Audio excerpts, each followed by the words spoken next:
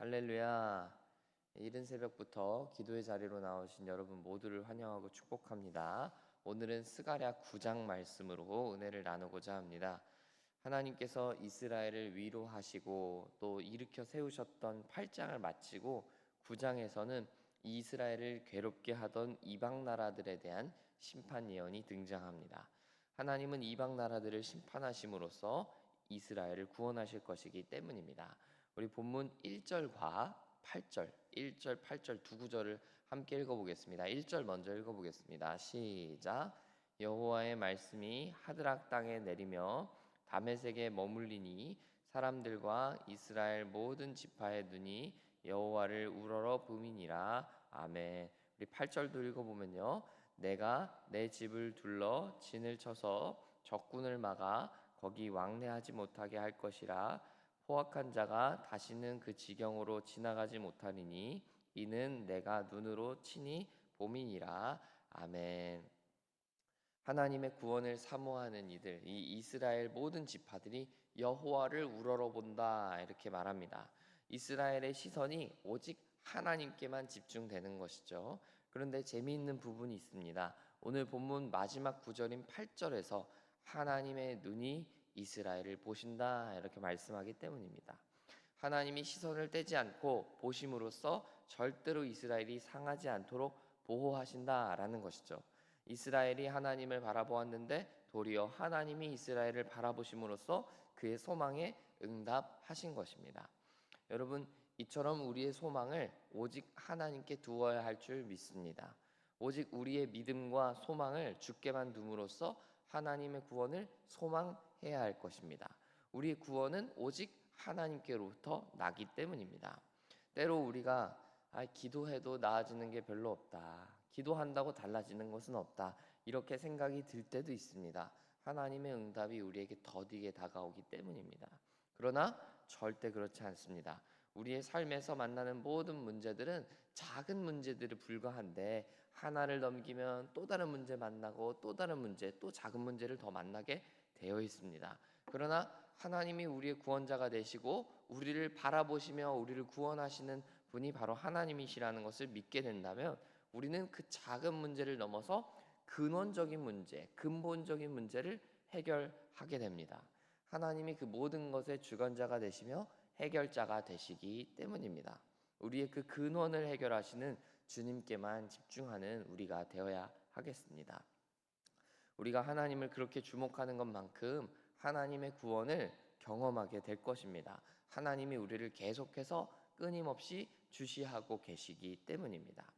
제가 교육사에 근무할 때인데요. 그 교육사 관사 지역의 구조가 어떠했느냐 하면 관사 놀이터를 중심으로 해서 관사들이 이렇게 감싸고 있는 구조였습니다. 그러다 보니 관사 앞베란다가 됐든 뒷베란다가 됐든 베란다에서 놀이터가 보이는 구조예요. 여러분 상상이 잘 되시죠? 놀이터를 두고 베란다에서 이렇게 부모님들이 볼 수 있는 구조다라는 말씀이에요. 물론 놀이터가 좀 거리가 먼 관사들도 있었긴 한데 많은 대다수의 관사들이 놀이터를 직접 내려다보거나 이제 올려다볼 수 있는 구조와 이 위치에 돼 있었습니다. 그러다 보니 부모님 입장에서 굉장히 편한 거죠. 집에 있으면서도 아이를 직접 이렇게 모니터링 할 수가 있는 거예요. 소리도 좀 들리니까요. 다른 무슨 일을 하다가도 늘 부모님의 시선은 아이들에게, 자녀들에게 향할 수 있는 쉬운 구조가 되는 것입니다. 혹여나 자녀가 놀다가 다치지는 않았을까, 문제가 생기지는 않았을까 노심초사 바라보는 부모님들이 많기 때문에 관사 구조가, 이런 구조가 굉장히 이점이 있더라라는 것이죠. 이처럼 하나님도 우리를 그런 시선으로 바라보시는 거예요. 내 자녀가 지금 잘 지내고 있는가, 잘 살고 있는가 눈을 떼지를 못하시는 거죠. 어려움 당하는데 혹시 잘 버티면서 쓰러지진 않고 있는가, 이렇게 우리를 계속 보시는 겁니다. 그런데 사람 부모와 다르게 하나님은 전능하시기 때문에 하나님은 완벽한 멀티태스킹이 되시는 거예요.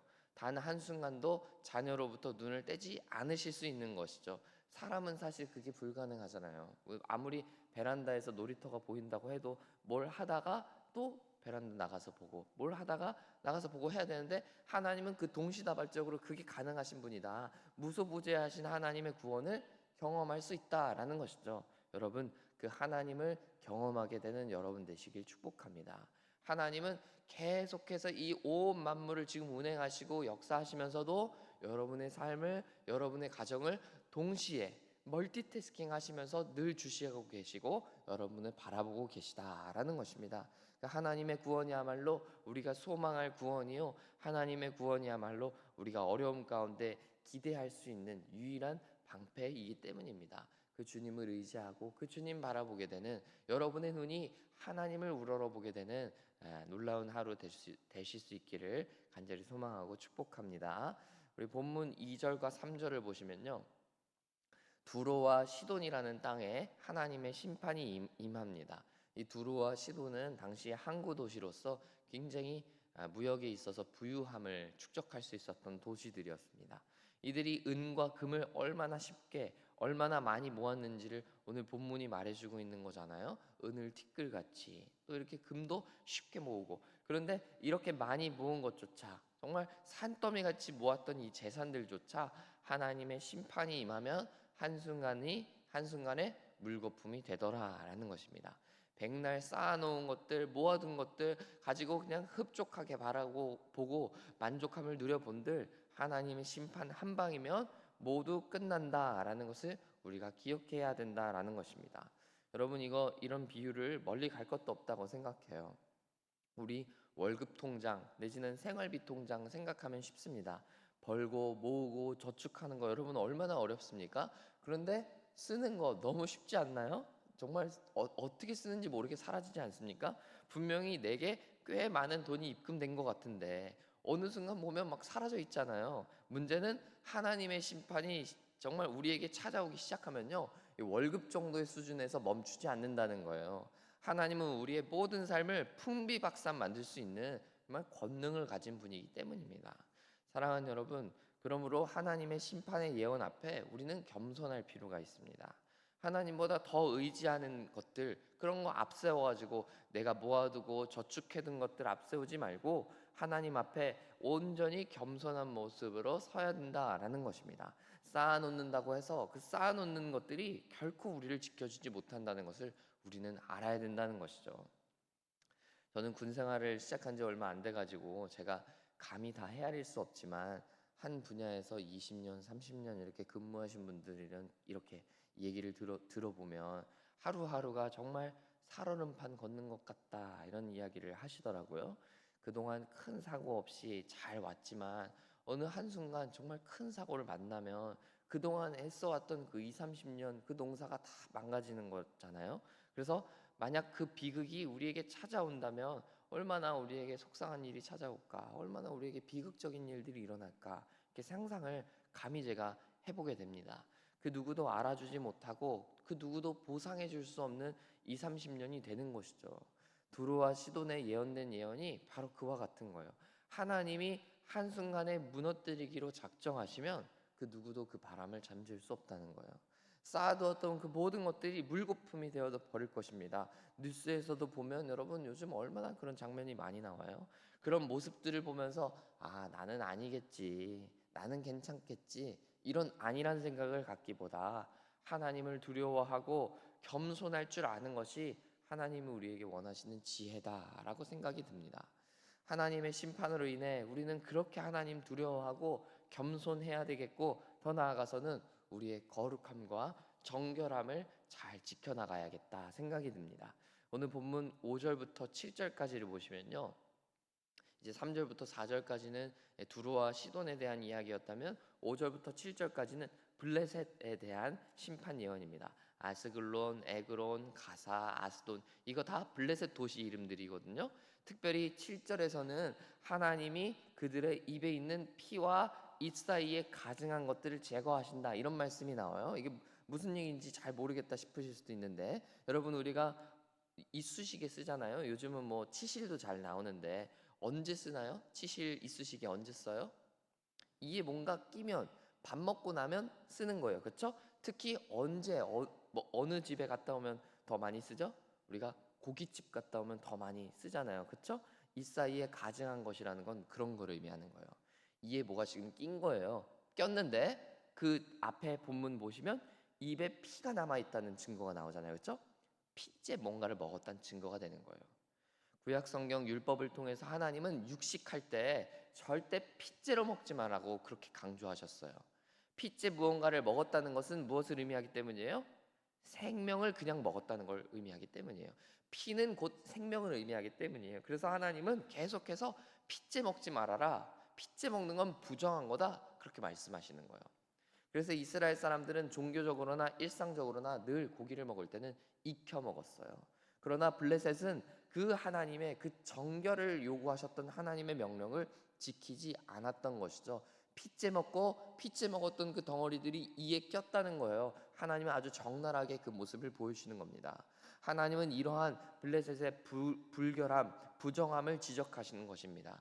하나님의 심판은 불의하고 정결하지 못한 그 이방 나라들에게 임한다라는 것을 우리에게 보여주시는 것입니다. 사랑하는 여러분, 하나님의 심판 앞에 우리의 부정함은 씻겨질 것인데 동시에 우리의 불결하고 부정함이 우리가 받게 될 심판의 근거가 되기도 합니다. 그러므로 우리는 하나님 앞에 정결하게 서기 위해서 힘써야 할 것입니다. 오늘 말씀대로 핏째 먹지 않는 것, 오늘부터 그러니까 막 여러분 생선회나 육회 먹지 말아야겠다. 여러분 제가 이런 말씀 드리는 거 아닌 거 아시죠? 우리가 지금 회 먹지 말자고 얘기하는 게 아니고 우리가 지켜야 할 정결과 의로움은 늘 말씀드리는 대로 우리의 마음의 정결함이에요. 마음의 정결함. 하나님보다 더 사랑하는 게 없어야 된다는 거예요. 하나님보다 더 사랑하는 게 없도록 하는 정결함이야말로 하나님이 원하시는 정결함이고 거룩함이다라는 거예요. 여러분 오늘 집에 돌아가셔서 육회도 많이 드시고 광어회, 참치회 많이 드셔도 됩니다. 전혀 문제 없습니다. 단 우리가 하나님보다 더 사랑하는 것은 없어야 되겠다는 거예요. 그게 돈이든 명예든 나의 개인적인 소망이든 심지어 그게 우리 가족이든 하나님보다 더 사랑하는 것이 없어야 된다는 것입니다. 그게 바로 하나님이 우리에게 원하시는 정결이기 때문입니다. 여러분 말씀을 맺고자 합니다. 오늘 하루 살아가시면서 하나님만 사랑하는 여러분 되시길 축복하고 더 나아가 우리의 심판주 되시는 주님을 두려워하는 경외할 수 있는 우리 겸손한 우리가 되기를 소망합니다. 물론 이스라엘 입장에서 오늘 본문과 같이 이방 나라들에 대한 심판을 마주한 것은 어찌 보면 복된 소식이었을 거예요. 그러나 이방 나라들에게 있는 죄악들이 우리에게 동일하게 있다면 우리도 그 심판으로부터 자유할 수 없겠죠. 그러므로 늘 겸손하게 스스로를 돌아보는 우리가 되어야 하겠습니다. 오늘 두로와 시돈과 또 블레셋에게 임한 심판들이 과연 우리에게는 임하지 않을 수 있는가? 우리는 그것들로부터 자유로울 수 있는가 돌아보게 되는 우리의 오늘 하루가 되었으면 좋겠습니다. 그래서 그렇게 겸손하게 또 하나님 앞에 엎드릴 때, 또 우리의 모습을 돌아보며 또 새롭게 회개하게 될 때 하나님 우리에게 정결한 영을 부어주시고 성령의 거룩한 영을 부어주셔서 오늘도 하나님 앞에 거룩하게 또 신실하게 살아가게 할 수 있는 능력을 우리에게 부어주실 줄 믿습니다. 오늘 하루도 그렇게 주님만 사랑하고 거룩하게 겸손하게 살아가는 저와 여러분 다 되기를 소망하고 축복합니다. 함께 기도하겠습니다. 하나님 아버지, 우리의 삶 가운데 찾아와 주셔서 우리가 정말 다른 것 바라보지 아니하고 다른 것 의지하지 않고 오직 주님의 구원만 바라보고 사모하게 되는 우리가 될 수 있도록 은혜를 베풀어 주옵소서. 하나님 오늘은 이방 나라들에게 임하시는 그 심판을 보았습니다.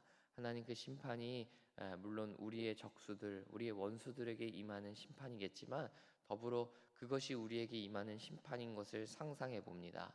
우리도 이방 나라들과 같이 별반 다른 거 없이 하나님을 사랑하기보다 다른 것들을 사랑하고 하나님의 말씀을 지키며 살기보다 나의 욕망과 나의 욕심을 채워가면서 사는 인생이라면 과연 우리가 이 심판들로부터 자유로울 수 있을까? 우리가 두려운 마음으로 하나님 앞에 서게 됩니다. 주님, 이러한 우리에게 선포된 말씀들이 우리에게 선포된 말씀이라는 것을 믿으면서 하나님 붙드는 우리가 될 수 있도록 도와주옵소서. 그래서 우리가 쌓아놔도 하나님이 심판하시면 얼마든지 사라질 수 있는 그런 헛된 것들, 세상 것들을 의지하지 아니하고 오직 주님의 구원만 바라보며 주님만 의지하는 하나님의 사람들 다 되게 하여 주옵소서. 오늘 귀한 우리 성도님들의 삶과 마음 가운데 찾아와 주셔서 그렇게 하나님을 사랑하고 하나님 앞에 겸손하게 회개하는 마음으로 서게 되는 우리 귀한 성도님들 다 될 수 있도록 은혜를 베풀어 주옵소서. 우리 교회에 그렇게 은혜를 베풀어 주시기를 간절히 소망하며